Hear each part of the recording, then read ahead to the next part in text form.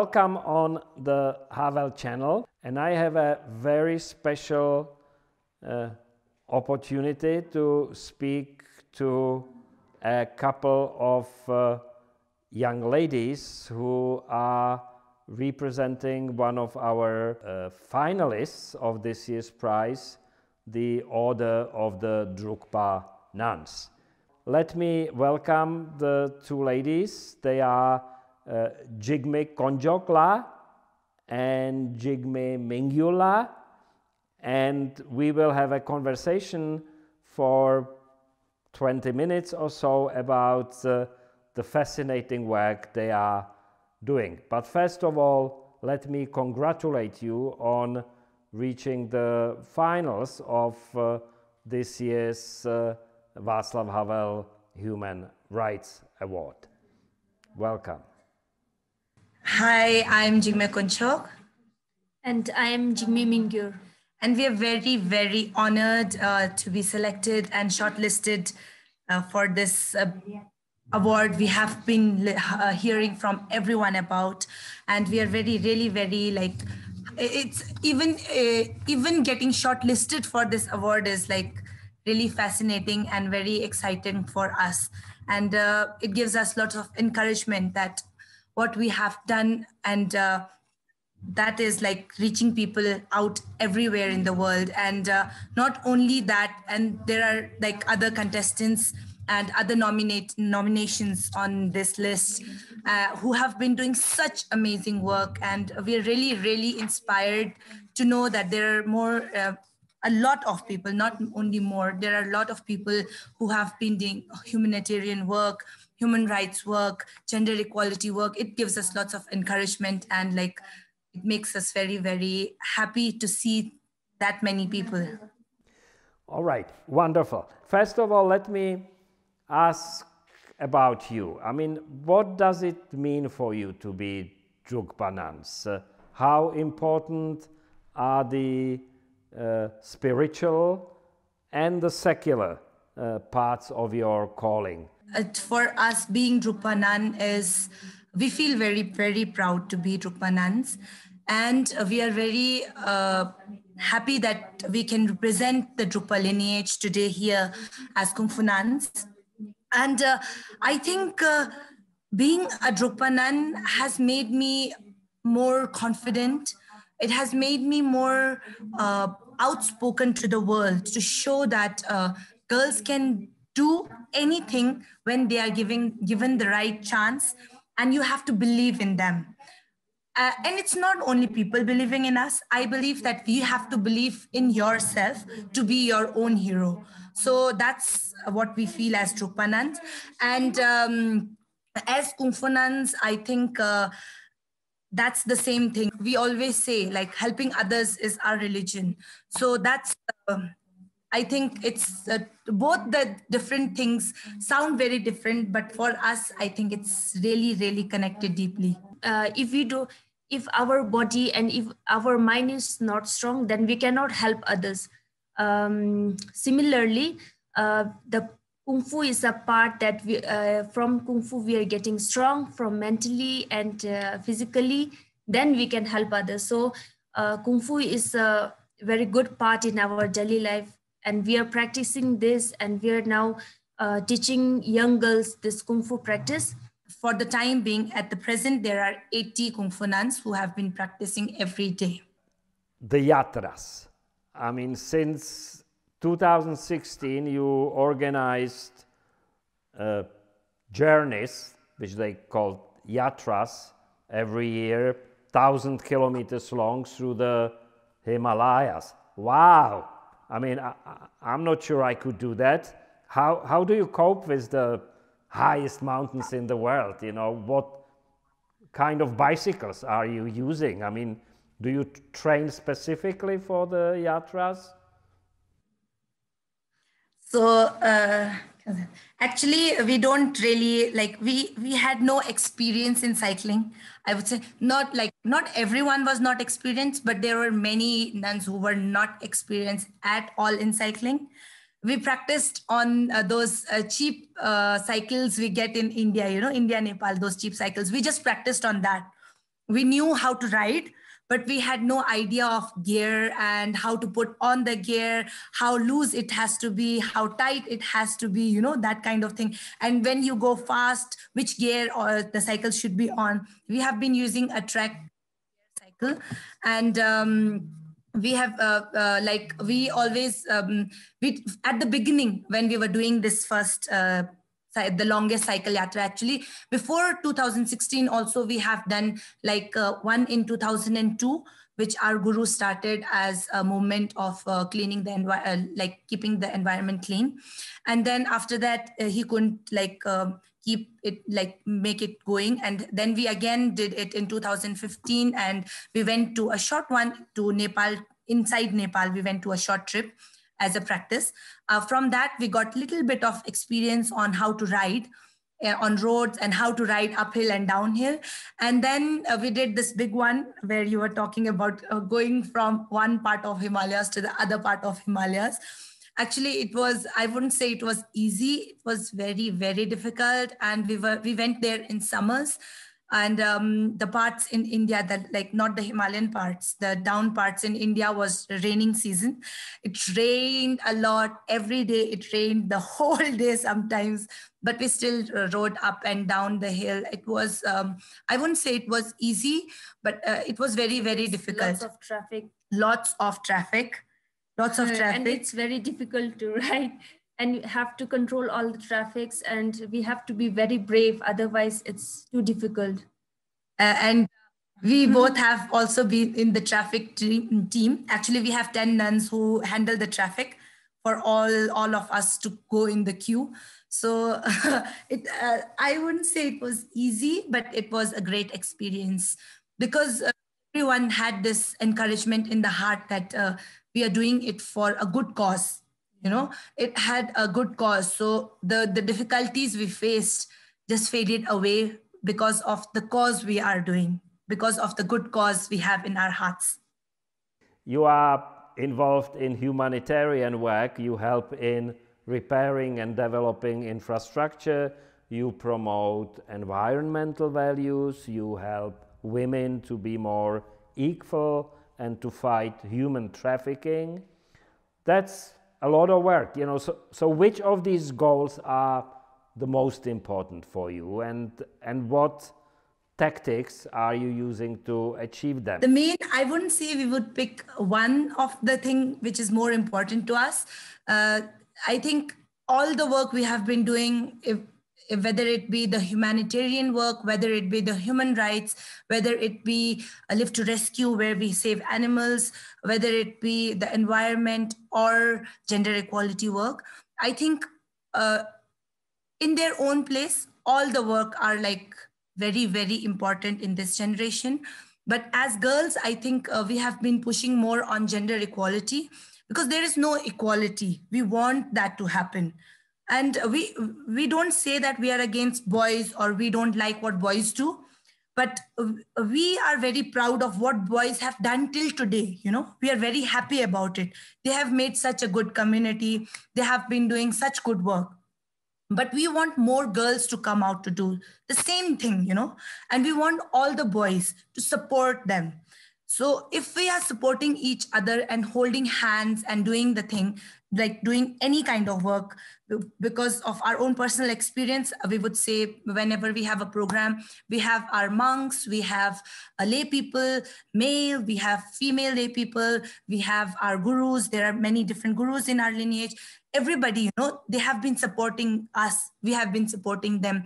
And when we do the work, like supporting each other, the outcome is more, how do we say it, more fascinating, I would say, more better than what one person would have done. So I think it's more important for us to like push women empowerment more. Actually, we don't like the word empowerment because it's like the women are being given power, you know. We can't empower someone to do something. I think everyone has awakening the power. I think we would say women awakening or women empowerment.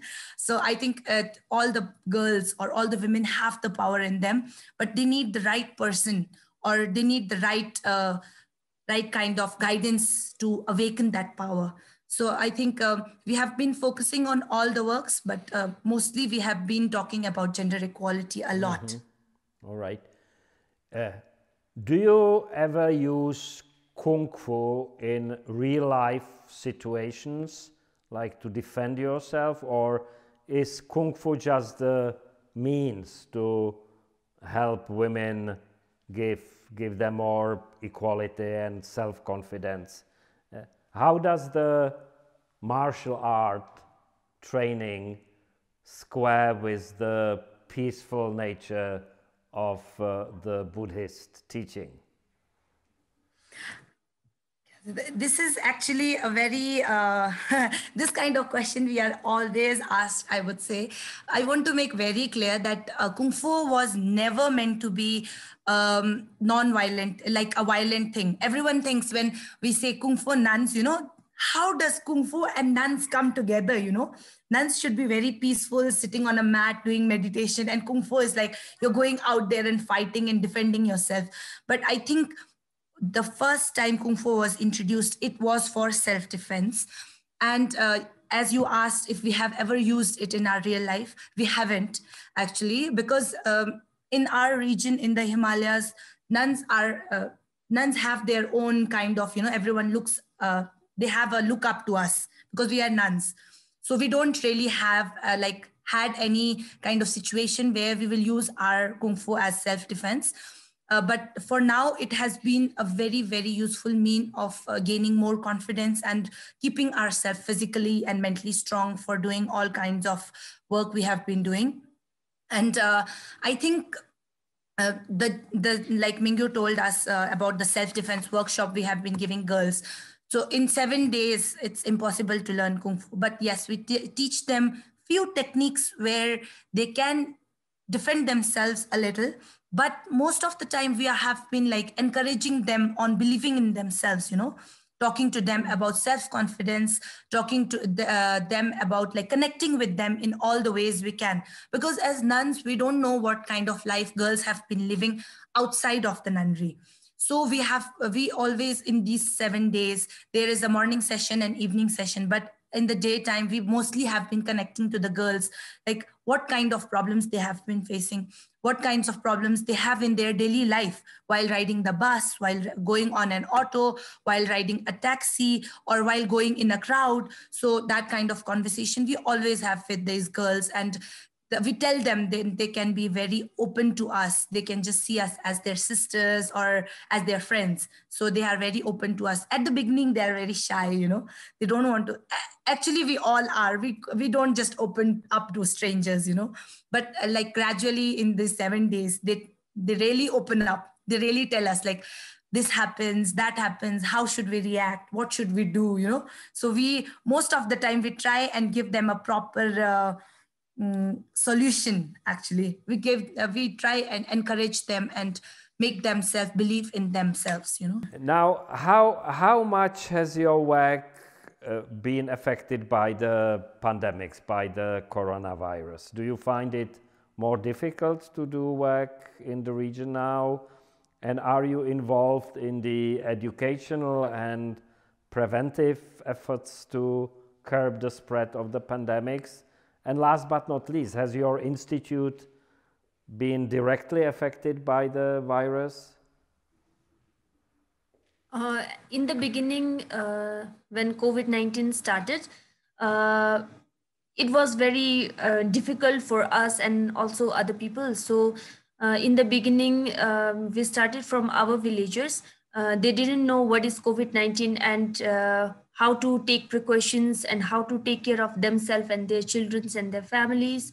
So we firstly start to know what is COVID-19 and everything. We train into our community ourselves. Yeah, and we talk each others how to put some efforts into villages and other people, uneducated people, remote areas. So we went to the villages and tell them how to wash your hands, how to take precautions, what is COVID-19 and how it is dangerous. So we started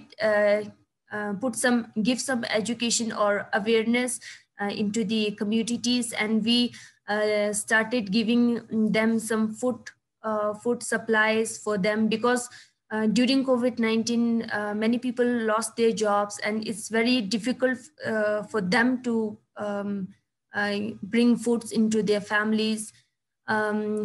It's in the beginning they also face lots of problems, and if we're talking about our social works, every morning we go to bicycles that affect a lot in our daily lives, and every Saturday we used to go down to the Swayambhunath Stupa surrounding to clean the plastics and spreading awareness each week.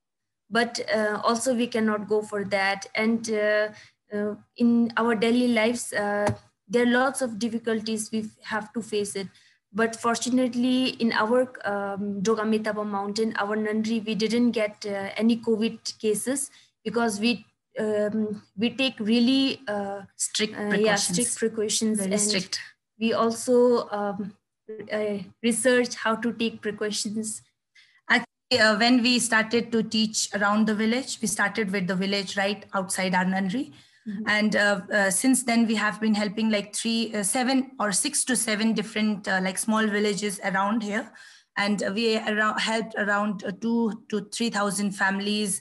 Like we provided them with food supplies, medicine supplies, masks, sanitizers, toiletries, and after that also we have been connected to few like communities where people still can't afford to buy food. We have been still providing them continuously food and all the supplies. And the first thing we did was, when we went out to the village, we connected with the women. We talked to them. We made them understand how important it is. Because I think whenever we have a problem in the family, we always lie down to our mother. You know, the first person we will go whenever we have a problem is the mother. So we really thought that if that woman, you know, the main woman in the house understands the dangers the pandemic is causing, the sickness, what kind of sickness it is, because it's the beginning and no one knows about it. So we really started with women. Actually, we started only with the women. We really trained them well and told them that it's very important that you tell your family members. You know, a stranger telling them and their family member telling them is a whole two different things. When a family member is telling about how important it is to keep yourself safe, how important it is to wear a mask, it's more effective. So we started with all the mothers in the village. I would say the women community in the village, and they took us very seriously. They were like, yeah, you know, it's not that they don't have internet access, or it's not that they are not very educated, or sometimes they are not very educated, but people don't really, you know, they are educated, but it doesn't, like, you have to stay home kind of thing, you know, doesn't really go into us. Actually, for us as nuns, we have mostly been in our nunnery. Like, when we don't go for yatras, when we are not cleaning and stuff, we are mostly inside. So lockdown is, even if it's a lockdown or no lockdown, doesn't really matter to us, because we are like used to this kind of lifestyle. Mm-hmm. But for the people outside in the world, I think they are not very used to a lockdown, you know, staying at home. It's very difficult. We can really understand. And there are many people we really want to help, but we are not the government and we don't have that much of power to help everyone. So we helped as much people as we could, you know, from our own, you know, our own kind of funding and stuff. But we couldn't help that many people, but we would, like, if we are the government, we could help more people, I think.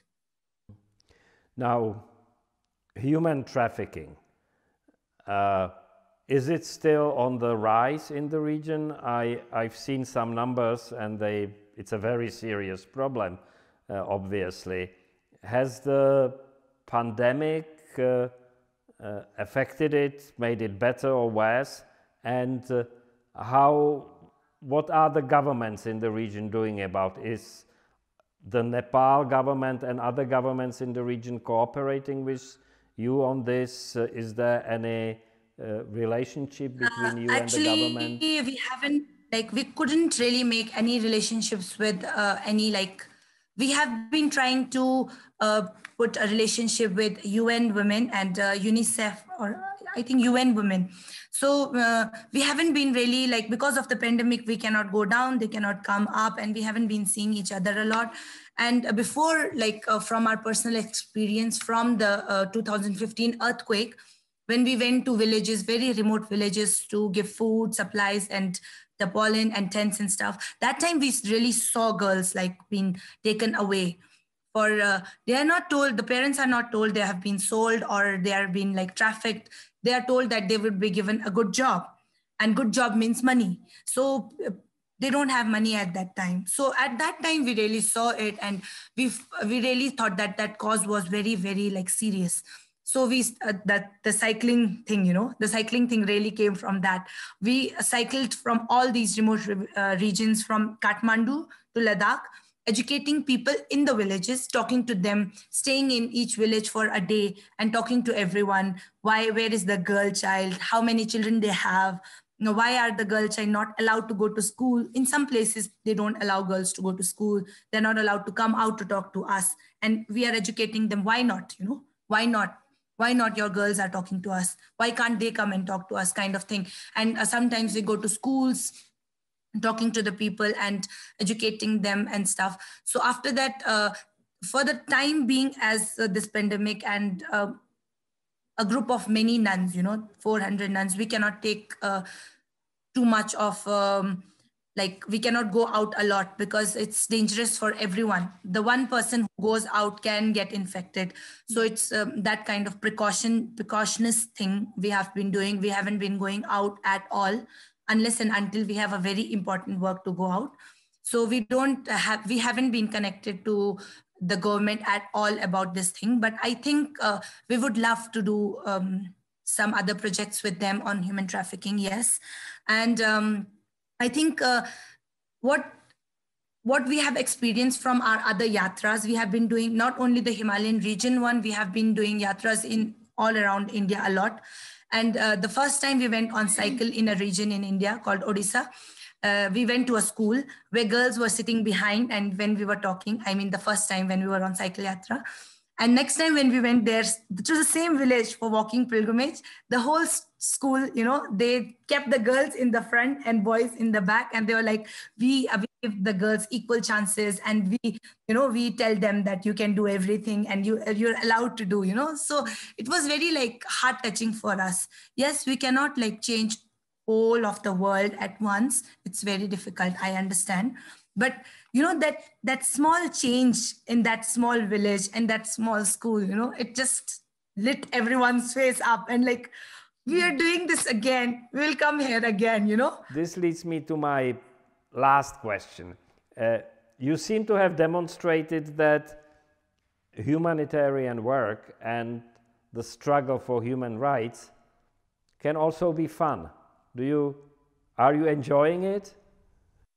I would say yes, it can also be a lot of fun, actually. Like, take it for our yatras, we visit different villages, different communities, different people. We experience different kinds of weathers: rainy, sunny, winter, cold, windy, all those kinds. It can be fun, yes, it can be very fun, like a lot of fun, but it can be very, very dangerous also, I would say, because we have like our life on a pin, we're taking our life on pins of cycle yatra. It's dangerous, yes, but yes, it can be a lot of fun. Helping others, actually, even if we help one person on that particular day, it gives us a different kind of joy, So I think kindness is something that everyone can afford. You don't have to give like billions of dollars to someone or millions of dollars to someone to help. Just a smile on someone being stressed, smile to them, that just changes their whole day, I would say. And kindness is something I think everyone can afford, everyone around the world. Well, Konjok and Mingyur, it was wonderful talking to you. Thank you for the wonderful work you are doing. Thank you very much. Thank you for being with us. Thank you. Thank you. Thank you.